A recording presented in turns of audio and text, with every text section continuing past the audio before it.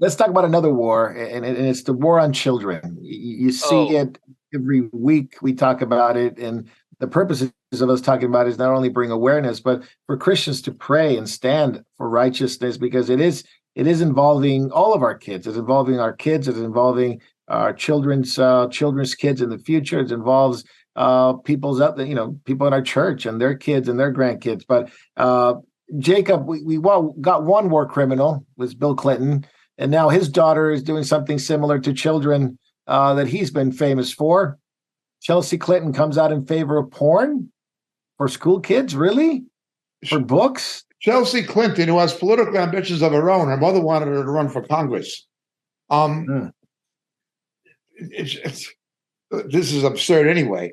But Hillary Clinton's daughter, Chelsea, complained publicly that half of the books banned were LGBTQ, and this was her complaint. But she didn't talk about what was in the books. The left never talks about what's in the books. Cartoons of children performing oral sex on each other and anal sex on each other. These are cartoons for kids in these books. And she's saying that it's wrong to ban these books. It's book ban. I put out a comic book of somebody putting a bullet in a mother's head. Would that be right? No. But it wouldn't be right for me to put out a comic book of somebody putting a bullet in Bill Clinton's head or Hillary Clinton's head. It wouldn't be right for me to do that. No matter how much I detest them, I wouldn't put out a book like that. But when you put out a book for children engaged in unnatural acts and then complain that you're book banning and it's anti-democracy and anti-freedom and it's bigoted against homosexuals, she is as wicked and depraved as her mother. It reminds me of Queen Jezebel and Queen Athaliah, her daughter. You had Jezebel the queen, and then you had Athaliah. The daughter was in the character of the mother, the heart of a whore. It was in Jezebel, and it was in Athaliah in the Old Testament. And now you got the same with Hillary and with Chelsea. Yep, Marco, they're using health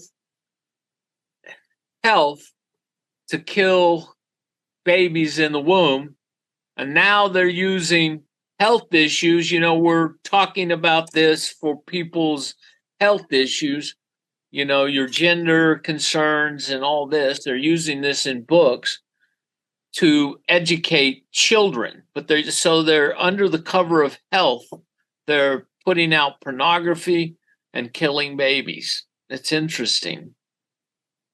Yeah, because we really have. The only thing I hear is, if you don't go through these procedures, if you don't go through, they're going to commit suicide.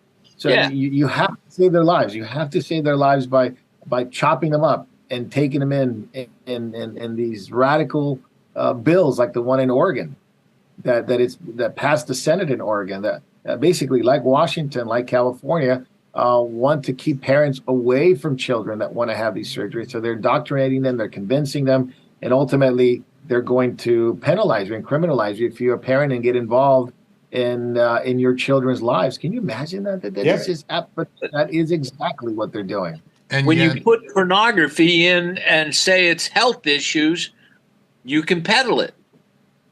Yeah. Again, it's about the pharmaceutical industry. Yes. The whole trans thing is about, look, you're having customers for life. They're going to be dependent on medications, hormone therapy, surgeries, whatever it is for the rest of their lives. It's going to be ongoing. So they're, again, transfer of wealth. I believe it's $1.1 million can be made from every kid that transitions, both in surgery and medication. So you're talking about them every single time. They have an incentive to do it because it's going to make money for the doctors and for the pharmacies. AJ, I wonder what happens. If the word of God is to be believed, every one of those legislators in Oregon, if you were to tie a millstone around their neck and throw them into the ocean, you'd be doing them a favor. It would be better for that to happen than to do what these wicked people have done. They have volunteered for the pit of hell. They've handed themselves over to eternal perdition. You know, Jacob, we never hear about the ones that want to detransition. We never hear about them. No, those are suppressed by the media. Yeah, and I think the insurance, Jay, I think you and I were talking about this one time. That the insurance won't cover detransition. Correct. So, for example, they're using a drug that normally goes to cancer patients, but it can also be used for gender transitioning. If you have it used for cancer, it's $4,000 a dose. If you classify it under gender transition, they charge it at $9,000 for the same drug. Man. Just to give you an idea of the money-making scheme that it is.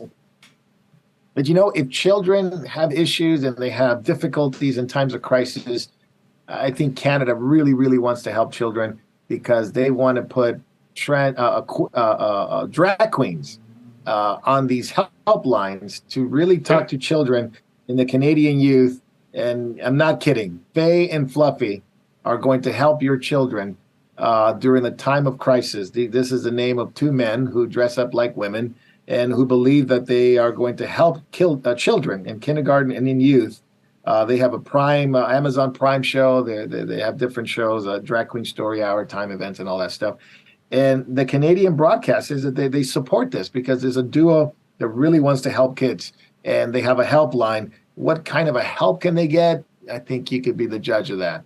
What kind of, people don't like to use the word grooming, but what kind of, I was going to say the hotline's number is probably 1-800-GROOMERS. Yeah, yes. Grooming. Yeah. Yeah. Think about this. Years ago, let's say 5 years ago, no one even heard of Drag Queen Story Hour. There were many people who didn't even thought about it. Now it's mainline. Now it's prevalent. Now, Jacob, to your point last time, if you're in Canada and you protest like the pastor, you'll be thrown in jail.